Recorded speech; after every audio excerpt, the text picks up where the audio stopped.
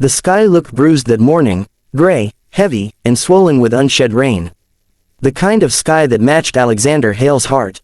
He walked through the cemetery with slow, deliberate steps, the gravel crunching beneath his polished shoes. The world around him was quiet, silenced by grief and memory. He visited his son's grave every month. Same day, same time, a ritual carved into his bones. A marble angel watched over the small grave, its wings stretched protectively over the polished stone engraved with Aiden Hale, beloved son. Forever in our hearts. Alexander brushed leaves off the base of the stone. He adjusted the photo embedded in the marble, a smiling boy with bright hazel eyes and a front tooth slightly crooked. Aiden was only 9 when the world stole him away. "I'm here, buddy," Alexander whispered, placing a white rose, Aiden's favorite, on the grave.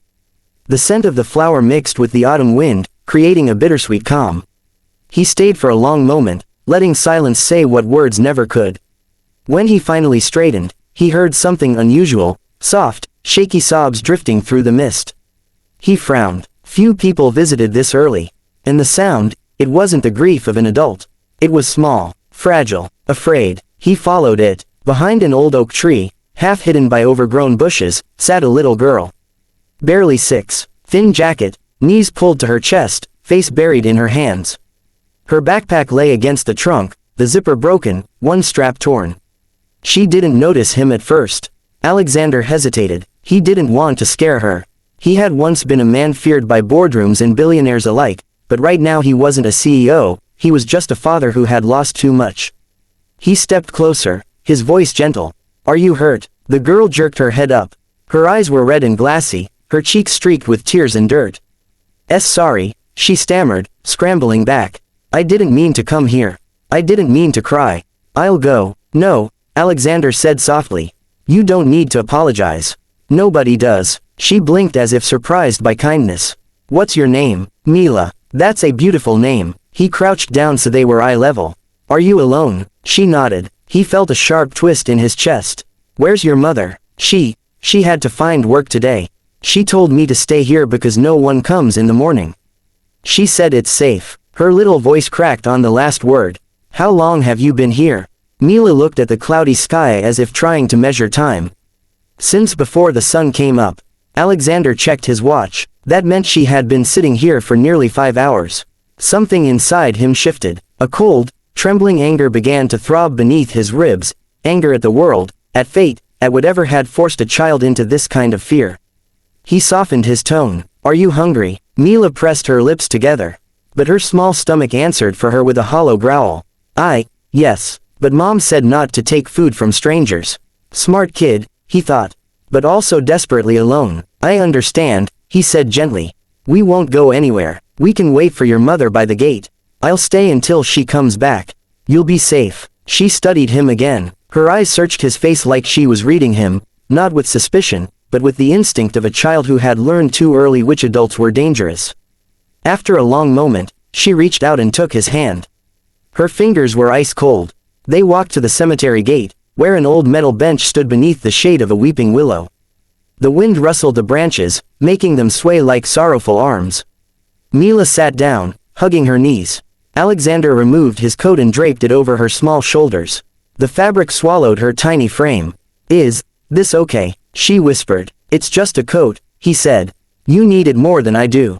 She nodded shyly. Minutes passed, then an hour, then 2. With every tick of the clock, Alexander saw Mila's anxiety rise. She kept glancing down the road, each time with more fear in her eyes. "What if she doesn't come back?" Mila whispered suddenly. Her voice was a trembling thread. "She will," he assured her, though he wasn't certain. But what if she got lost? Or the police took her? Or she couldn't find food and... "Mila," he placed a steady hand over hers. "I won't let anything happen to you. I promise." Her bottom lip trembled, but she nodded. A police siren wailed in the distance, and she flinched so hard she nearly fell off the bench. "They might take me away," she cried. "They take kids like me to places where we can't see our moms." Alexander felt his heart twist painfully. "No child should know that. Not while I'm here," he said. "No one touches you without going through me first." She relaxed just a little.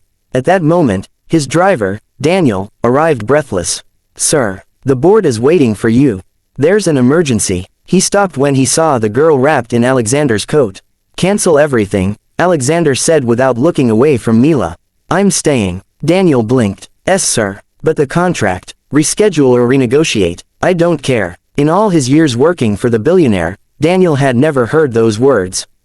Alexander Hale was the kind of man who didn't miss a single minute of business. Even on the day of his son's funeral, he'd made 3 calls. But today was different. Hours slipped by. The sun dipped behind clouds thick as cement. Mila eventually curled into his side, exhausted. Her head rested lightly against his arm. Her voice was sleepy and small when she asked, "Your son, was he nice?" Alexander swallowed. Yes, very nice. I think he would have been my friend. She smiled faintly. He looks kind. I talk to him sometimes. I hope you don't mind. His throat tightened, unbearably. No, he whispered. I don't mind at all.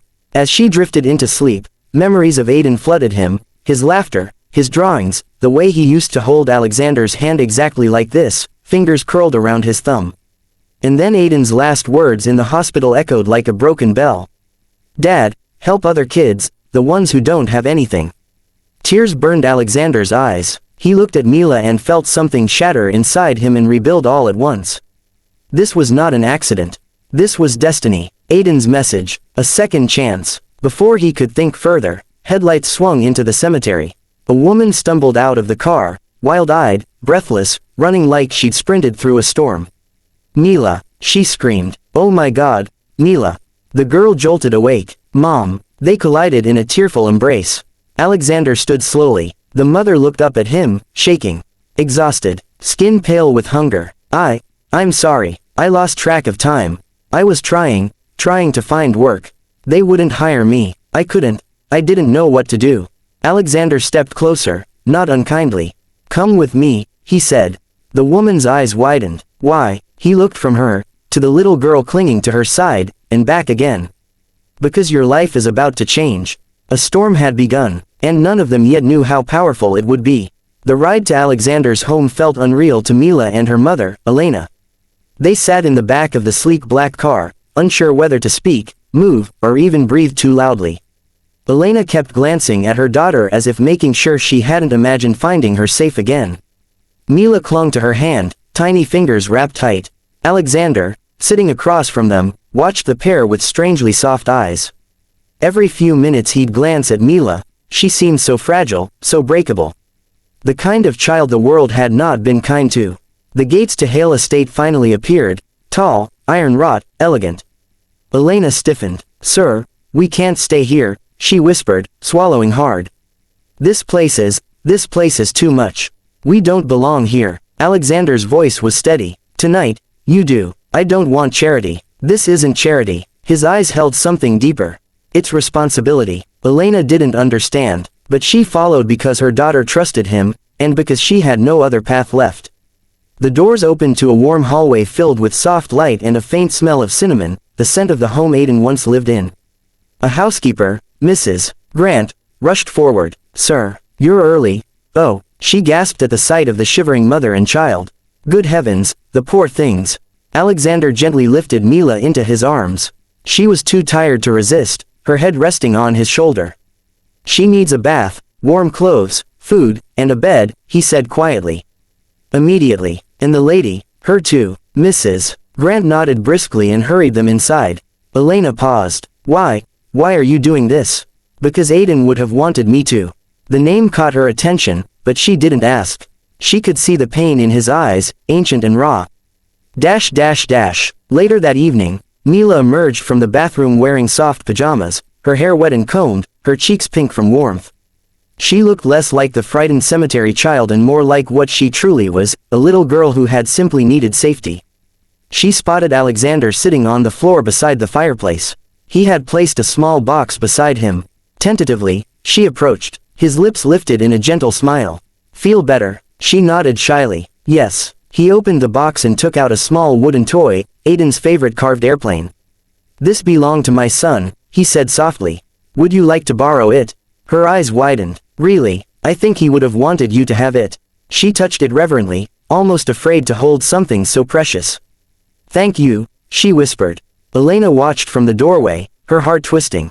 She had seen men ignore her, underestimate her, shout at her when she begged for work, but she had never seen a powerful man kneel on the floor for a child who wasn't his. "Sir," Elena murmured, stepping closer. "I need to repay you. I can clean, wash dishes, anything, just don't think we're here to take advantage."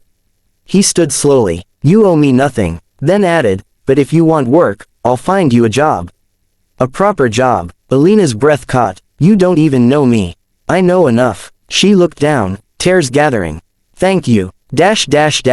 The next morning began with chaos, not the unpleasant kind, but the warm, clumsy kind that comes when a child enters a quiet house. Mila ran through the halls with the carved airplane, giggling as it flew. Alexander watched her from the dining room doorway, a faint smile on his lips. It surprised him, how natural it felt to have a child's laughter echo again in his home. Elena entered right then and froze seeing him.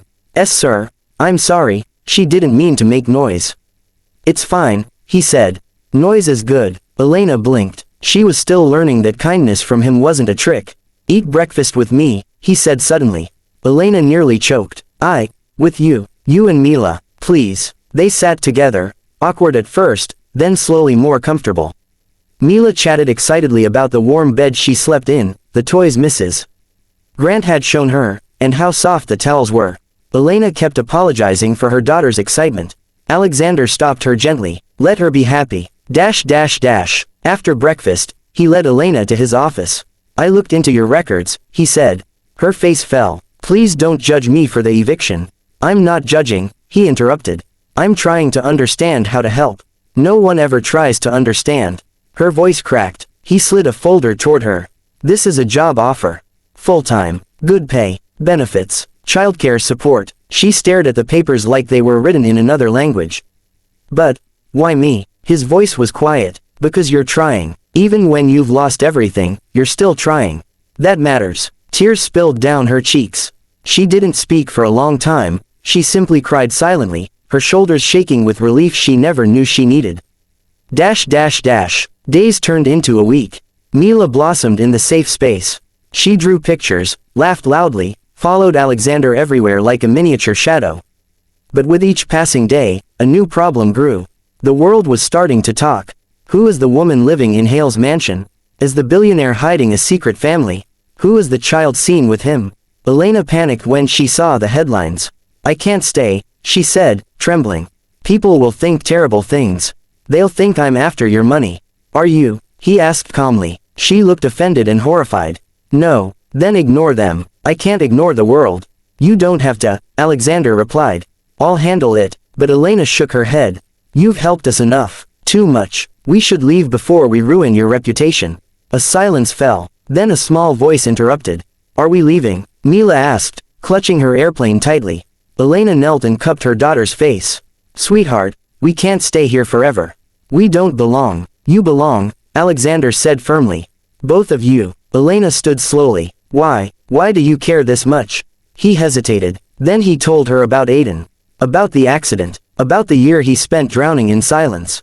And about finding Mila that day, curled beside his son's grave as if she had been sent by fate. "When I saw her," he whispered, "I felt like my son was speaking to me again." Elena covered her mouth, tears flooding her eyes. "I don't know what this is," he admitted. "But I know you're not supposed to walk away. Not now." Mila ran to him, wrapping her arms around his legs. "Please don't send us away." Elena broke. Something inside her shattered and rebuilt, just like it had inside him. She whispered, "What do you want from us?" He met her gaze steadily. "A chance. For all of us. To build something better than what came before." Elena inhaled shakily. "And if we fail? Then we fail together," he said softly. She nodded. Slowly at first, then with certainty. And just like that, the choice was made.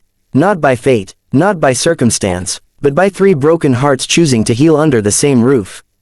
Together.